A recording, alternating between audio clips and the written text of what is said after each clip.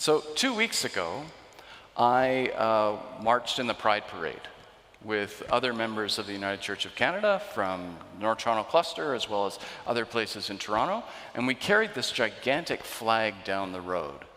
Can we see a picture of that flag? Nope. There we go. Yes. So that's the flag that we were carrying. And if you look real closely, I'm the guy on the far side of the flag with the white baseball cap on. As you can see, it was really, really crowded. There are some estimates there were about 1 million people who came out for Pride a couple Sundays ago. And it was quite exhilarating. I have never high-fived so many people in my life. I was dressed in my clergy collar, and the people who came out to the parade were just thrilled that someone in a collar would say, "Happy Pride," and offer to high-five them. And I found myself high-fiving like 10 people in a row. I'd put up my hand as to offer, someone would put up their hand, high-five, and then suddenly there'd be 9 more hands. I'd just go down the road like that. It's amazing. Okay, you can take down the slide now. Thanks, Marie. And you know, in those crowds, I saw something that I had not appreciated before. I marched in the parade last year, but it wasn't so crowded because of COVID. This time it was very crowded. And what I saw was a diversity of human bodies, which was wonderful. There were all sorts of human bodies. It was a warm day. And this is the Pride Parade. So there were fully naked bodies, wearing only their army boots and their tattoos, fully shaved. There were men walking around like that. There were topless women with only their nipple rings on and their pride makeup. But there were also all sorts of other bodies, bodies of every conceivable color, bodies of every size and shape. There were tall bodies and thin bodies. There were wide bodies and short bodies. There were mothers with 1-month-old babies who would park themselves right beside the barricades. And I'd look over and say, "How old?" And they say, 1 month. Isn't that amazing? There were young people and old people. There were tall people. There were people in stilettos, male and female. There were people who were dressed just the way you'd expect them to dress if they were going downtown just to hang out at a bar. It was this fantastic array of the human body in all of its forms. It was wonderful. But about halfway down through the march of the parade, I started to feel something less celebratory. I felt like all of us had been conned. Because on that day, I saw the wide variety of what the human body can look like. And I realized that when I turn on the TV or I watch a movie, that's not what I see. It's as though there's 150 different types of human bodies, and Hollywood shows us 20, right? The attractive ones, the thin ones, the buff ones. The curvy ones, yeah, some racial diversity, it's getting better. But the kinds of bodies I was seeing on that Pride Sunday, no. That kind of diversity of bodies I was not seeing on television, and we haven't seen for a long time. And I felt that that was unfair. And you know, our culture struggles with the way we should see our bodies. We often treat our bodies as though they are a representation of the real us, right? You know, we dress up our bodies so it'll express who we really are, as though there's me and there's my body. And my body hopefully reflects the real me, but often doesn't. We feel this tension between our bodies and our sense of self. And that can be as simple as, I don't look like a Hollywood star, I don't have that kind of buff body, or I'm not as pretty as that, or I'm not the same race as the people who are popular. Or, as we age, we can go, my body didn't used to look like this. Things are happening here that I'm not too happy about. And we compare ourselves to our past bodies and wonder, why isn't my present body like that? This tension between what we think we should be and the way our body is something which is common, I think, among people all over the West. That idea that there's a distinction between who you are and what your body is what we call the mind-body distinction, right? And it goes back to the 17th century with a philosopher called René Descartes, who famously said, "I think, therefore I am." And by putting it that way, he was saying, the real me is the one that thinks, and my body is just a machine that I ride around in. Right? It's like your mind is what is the real you, and your body is just a car that your mind drives. It's the Uber driver for your mind, basically. Right? It carries you places. And that idea of separating the mind and the body wasn't totally original to Descartes. He'd inherited it from Christians. Because Christians, particularly Roman Catholicism, had had a long struggle with the body. It had suspected the body of being the seat of sin, the body betraying us and making us at risk of sinning and ending up in hell, right? I mean, that's kind of the way the Catholic Church had presented it. And those ideas were rooted and inspired in part by the reading that we heard today that Mary read, where the Apostle Paul makes this distinction between what he wants and what his flesh wants. His flesh seems to have a mind of its own, and he tells us that he's struggling with his flesh. I don't do what I want to do. My body wants to do, my flesh wants to do things that I don't want to do. I have this body of death, and yet I want to be with the Spirit. There's all these tensions. There's this tug of war that Paul is describing. Now, in our modern day, I suspect many of us have felt a tug of war with our body. Who here has ever tried to go on a diet? Yeah, I see a lot of hands go up, right? And how did it go? Did you feel like you were struggling with your body? Right? Our bodies have cravings, right? Particularly when it comes to food. Our bodies get used to certain types of food, and we may make a resolution, I'm giving up dessert. I'm going to lose weight by giving up dessert. And then you find yourself with, some ice cream in your mouth or a cookie in your hand. You'd go, I gave in again. Right? There can be this tension between what you said you wanted, what your mind wants, and what your body actually impels you to do. Has anyone ever made a resolution to get in shape, maybe at New Year's? And how did that work out? We often say, okay, this is the year I start jogging. This is the year I go to yoga class. This is the year that I do Pilates. And then a couple months later, you're not jogging and you're not going to yoga. And your body sort of said, yeah, I don't want to do that. I'd rather just sit here. I don't really feel like getting all hot and sweaty and jogging. So we can feel this tension between what our minds say we would like to do and what our bodies are willing to do. That, ironically, sounds like what Paul's talking about in this tension between the flesh and the spirit, but that's not what he's talking about. Paul lives 2,000 years ago, long before this mind-body dualism which we live every day had come about.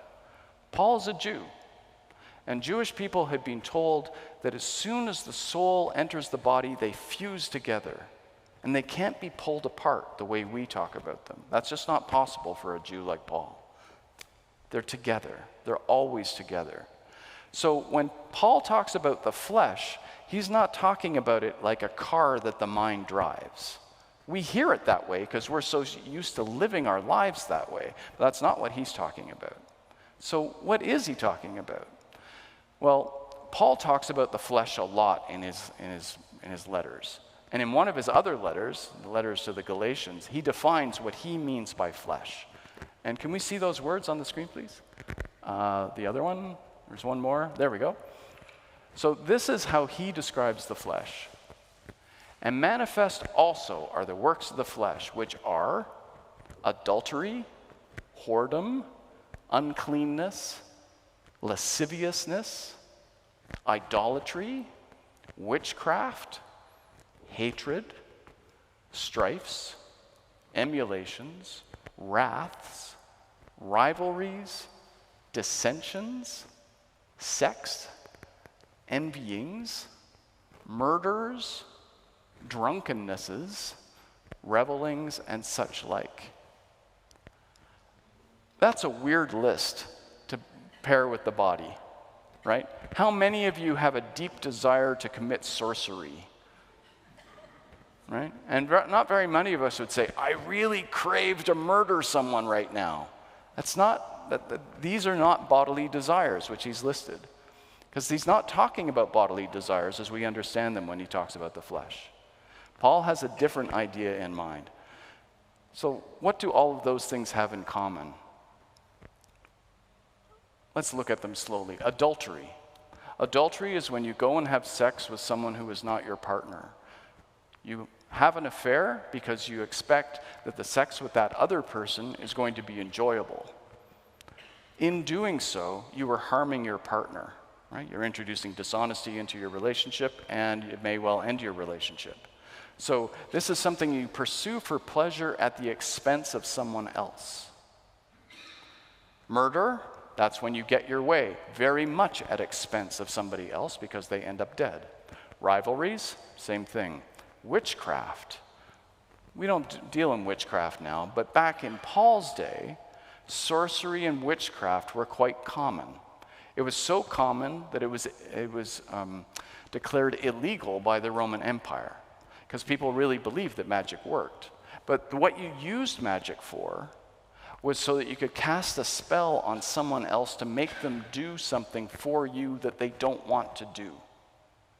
You go against their will. And common sorcery practices would be you would hire a sorcerer to cast a spell on one of your business competitors so that they would get sick, or so that a disaster would befall their shop or their business so that you could benefit. So sorcery was considered a way of forcing your will on somebody else against their will. And that's why they made it illegal in the Roman Empire, because if you wander around thinking that every misfortune that happens to you is the result of sorcery, society has a way of kind of falling apart. All of the things which Paul lists as the works of the flesh are not bodily desires as we understand them, but are rather what happens when a selfish ego decides to do something at the expense of another person. Okay? He's not talking about our bodies, he's talking about our egos. Our egos in their worst aspect. Our egos when they want to do something bad to somebody else so that they can profit from it. That's what that list is. And so when Paul talks about being at war with his flesh, he's not talking about being at war with his body. He's talking about being at war with the fallen aspect of his self, the fallen aspect of his ego. But the thing is, Paul doesn't live at a time when the body-mind dualism, that split has occurred. So when he describes this, he describes it in terms of his body, in terms of his flesh, because he knows that if you want to murder someone, it's not just a thought, it's a physical action. Your whole body has to get involved. Adultery, same thing. You can't have an affair with just your mind. I mean, maybe we can now with sexting, but they didn't have that back then, right? So, back then, all of those things which he lists as a way of having your ego act against someone else, all has to happen through your body, or something which harms their body, like as in sorcery. So he doesn't believe that you can split the mind and body. So when he talks about sins of the ego, he talks about it in terms of flesh. Is that clear? But what's the alternative then?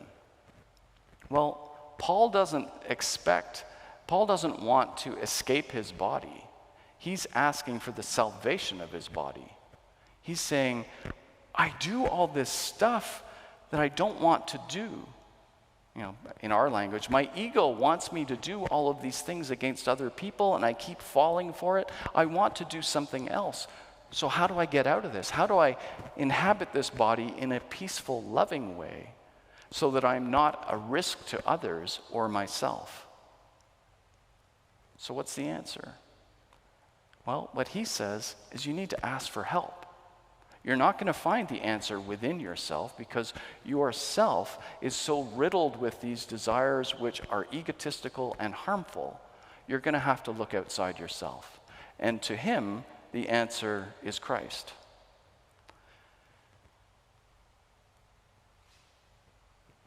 Our fear, Paul tells us, is that we feel unloved and uncared for. We don't believe that we are good enough the way we are. And that's why we overcompensate, right? We go out and buy clothes so that we can feel better about ourselves. We do retail therapy when we get depressed because we feel there's a hole inside of us and maybe we could fill it by buying some stuff. Or the worst case scenario, we can go out and hurt someone else, or we can go have an affair with someone. All of these things are a way of dealing with the emptiness inside. And Paul's saying, you're not going to be able to fix that internally. You need to believe something which Christ has told you many times, which is so hard to hear, and that is that you are loved. You are loved just the way you are. You may consider yourself imperfect and broken and not worthy of love, but Christ came on this earth to say, no, no, no. I love you exactly the way you are. And the way Christ proves that to us is that when Christ is killed on the cross and is resurrected, Christ doesn't come back as a perfect human body. Christ comes back with holes in his hands and a slice in his side. Christ comes back in a body that is being ravaged by history. He could have come back as a ghost. He could have come back in a perfect body, but he didn't. And that was Christ's way of saying to all of us, you're not the way you want to be? That's fine. I love you anyway. I love you exactly the way you are. I always have. You don't have to do anything to your body to earn my love. You are great the way you are.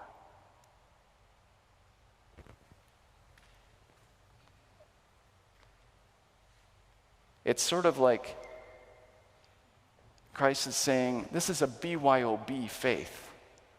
Bring your own body. Be exactly who you are. Christ's offer is simple. Accept my all-embracing love, and then let go of all that selfish stuff, because you don't need it anymore. There's nothing to prove to anyone, because you know and Christ knows that you are loved. And that is a hard, hard lesson to hear, because everything in our society is telling you something else. There are all these perfect bodies out there, and there's these perfect bodies that keep changing, like the Kardashians, who get implants here and take out the implants and keep changing their bodies. How is anyone supposed to keep up with any of that? Our society is devoted to the idea that you are inadequate the way you are, so please keep buying stuff. But Christianity is saying something completely countercultural. It's saying, no, you are loved exactly the way you are. And I'm the guy with the holes in the hands to prove it.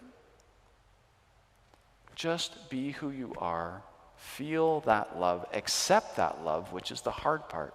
Accept that love for who you are, and you can be saved of all of these selfish urges to try and prove yourself and get better than someone else, because you are fine the way you are.